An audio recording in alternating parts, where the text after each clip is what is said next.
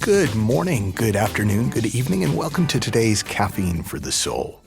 And our topic for today is being versus doing. And you may have explored that or seen that explored or heard that explored in different ways, but I want to talk about it in a very particular way. And it comes from my experience of being a professional coach for, God, I hate to admit it, but it's close to 35 years at this point.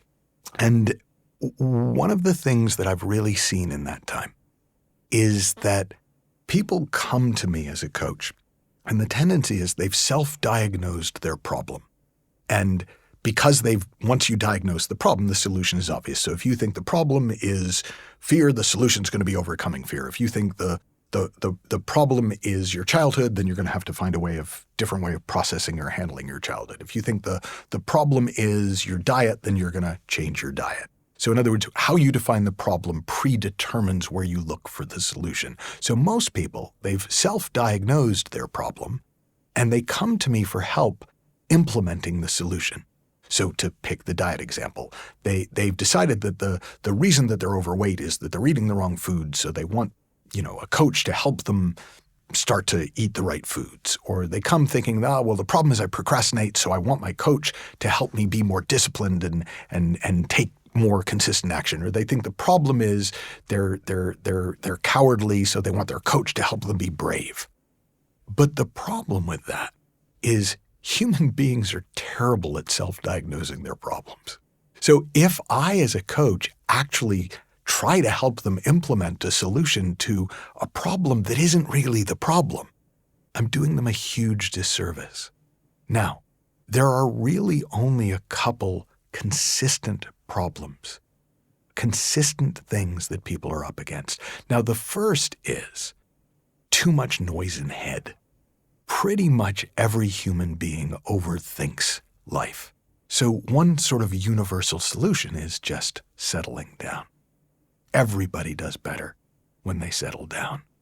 And we all kind of know that. That's why we have things like, well, count to 10 before you respond, and just take a deep breath, because we kind of instinctively know we don't do our best anything when we're overthinking and wound up. But the other universal problem, the other universal misdiagnosis, is everybody assumes that their life is the way it is and isn't the way they want it to be because they're doing something wrong. And if they could just figure out what they're doing wrong and do the right thing, then everything would work out the way that they want.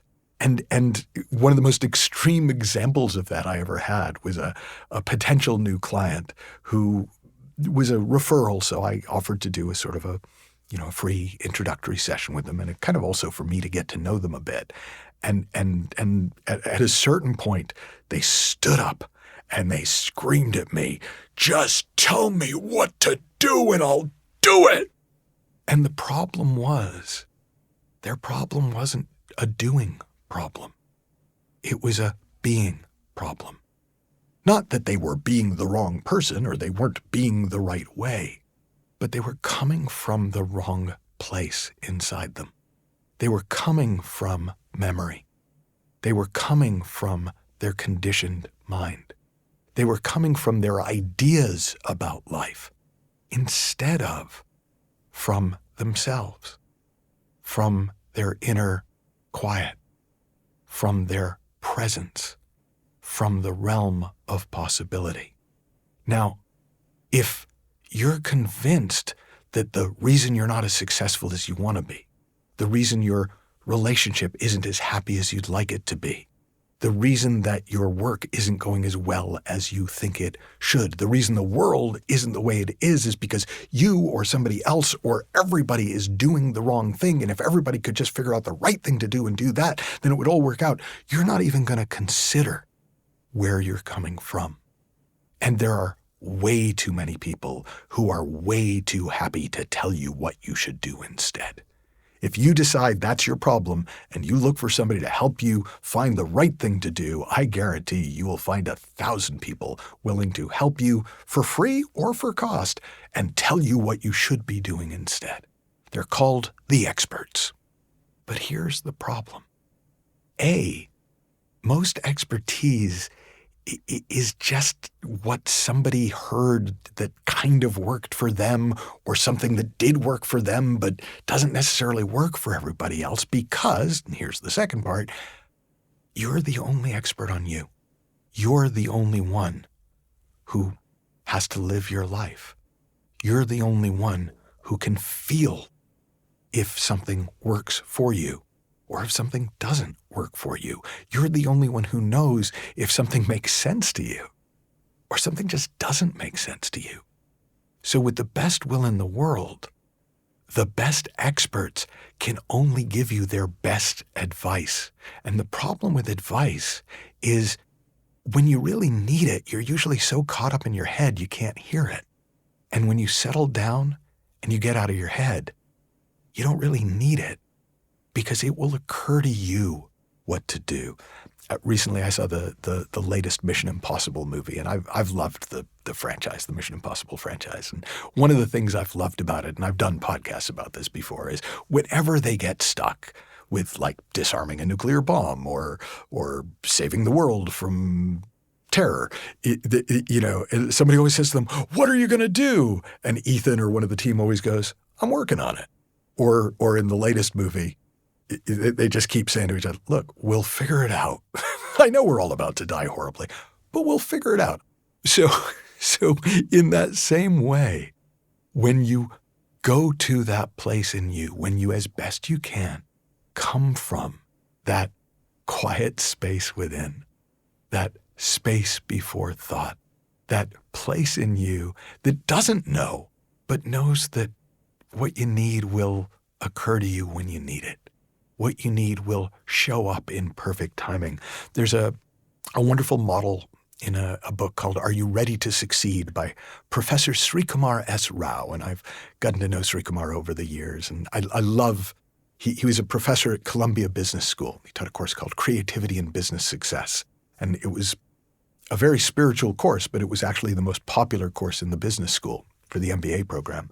And in the book, which is based on the course, he shares something he calls the benevolent universe model. And I'm not quoting directly from the book here, but he essentially likens life to being a trapeze artist.